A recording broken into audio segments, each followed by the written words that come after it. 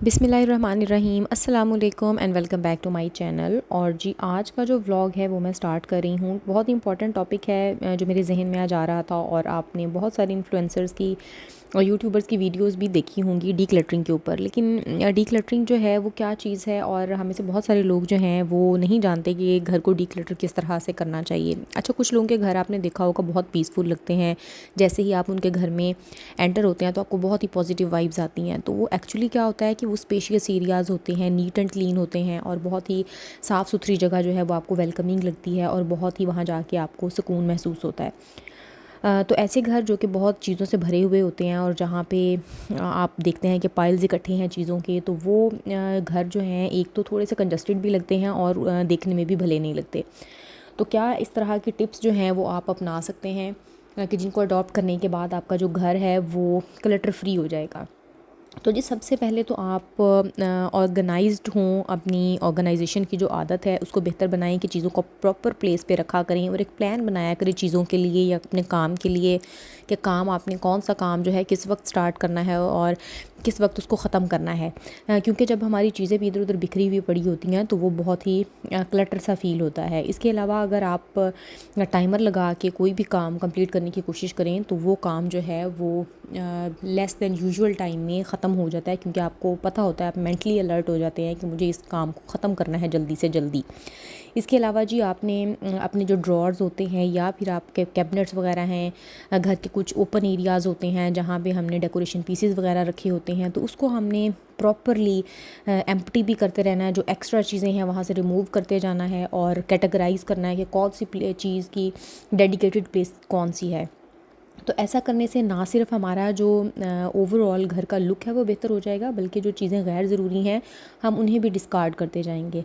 इसके अलावा सेलेक्टिव हों चीज़ों के बारे में, जिन चीज़ों से आप प्यार करते हैं या यूज़ करते हैं जो आपको इम्पोर्टेंट लगती हैं वो तो ठीक है, लेकिन बहुत सारी इस तरह की चीज़ें होती हैं।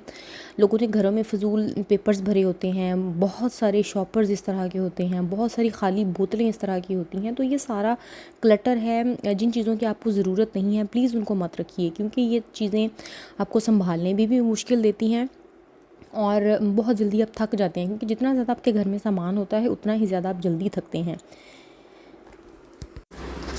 इसके अलावा जी जितनी भी डुप्लिकेट चीज़ें हैं उनकी घर में अगर ज़रूरत नहीं है तो उनको भी एक सेपरेट बॉक्स में मे बी आइटम्स के नाम से लेबल करके रख देना चाहिए कि अगर इसमें से कोई इस तरह की चीज़ हो जो कि अगले 6 महीने में इस्तेमाल हो जाए तो ठीक है, अदरवाइज़ उसको फिर डिस्कार्ड कर देना चाहिए।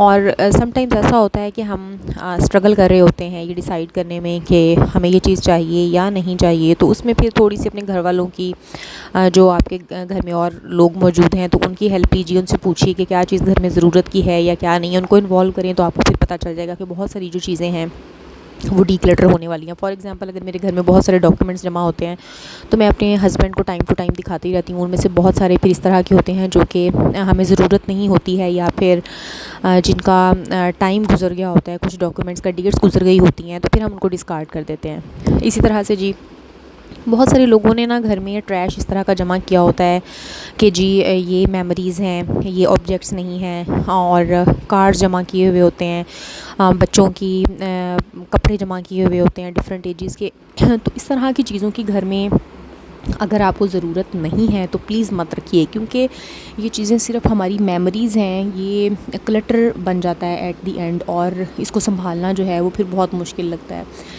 इसके अलावा आप 1 इन 1 आउट का रूल रखें। अगर आपने कुछ भी न्यू बाय करना है तो आप जो पुराने वाली सिमिलर आइटम है उसको आप डिस्कार्ड कर दीजिए। इसी तरह से आपने अगर न्यू आइटम्स लेने हैं तो फिर आपने उनको अनबॉक्स करना है, सॉर्ट करना है और उनको आपने राइट अवे किसी प्रॉपर प्लेस पे रखना है। आपने उनको इधर उधर नहीं फैलाना है। इसके अलावा ट्रैश जो है वो भी आपने उसको प्रॉपरली डिस्पोज़ ऑफ करना है और जो चीज़ें डोनेट करने वाली हैं वो डोनेट कर दें आप या चैरिटी में दे दें, क्योंकि जब इस तरह की चीज़ें बहुत ज़्यादा घर में रख ली जाती हैं तो एक तो घर में स्पेस का इशू हो जाता है और दूसरा ये कि आप संभालते संभालते ख़ुद थक जाती हैं और फिर इसके साथ ही थकावट के इश्यूज़ जो हैं वो अलग होते हैं। तो इन तमाम चीज़ों को अवॉइड करने के लिए ये बहुत ज़्यादा ज़रूरी है कि अपनी सेहत का ख़्याल रखा जाए, चीज़ों की टाइम टू टाइम क्लटरिंग की जानी चाहिए। और ये रूल जो है घर में सब लोगों को ही सिखाना चाहिए कि जो चीज़ें हर किसी के पोजेशन में हैं तो उनको हर बंदा जो है वो अपने हिसाब से डीक्लटर करता रहे और इस तरह से फिर जो घर है वो गैर ज़रूरी चीज़ों से नहीं भरेगा। तो उम्मीद करती हूँ कि जो आज का व्लॉग है आपको पसंद आया होगा। कमेंट बॉक्स में आप मुझे बता सकते हैं कि आप किस तरह की वीडियोस देखने में इंटरेस्टेड हैं, तो इंशाल्लाह मैं उस तरह की वीडियोस बनाने की कोशिश करूँगी। मुझे इजाज़त दीजिए, अपना बहुत सारा ख्याल रखिएगा। मिलते हैं किसी अगले व्लॉग में, तब तक के लिए अल्लाह हाफ़िज़।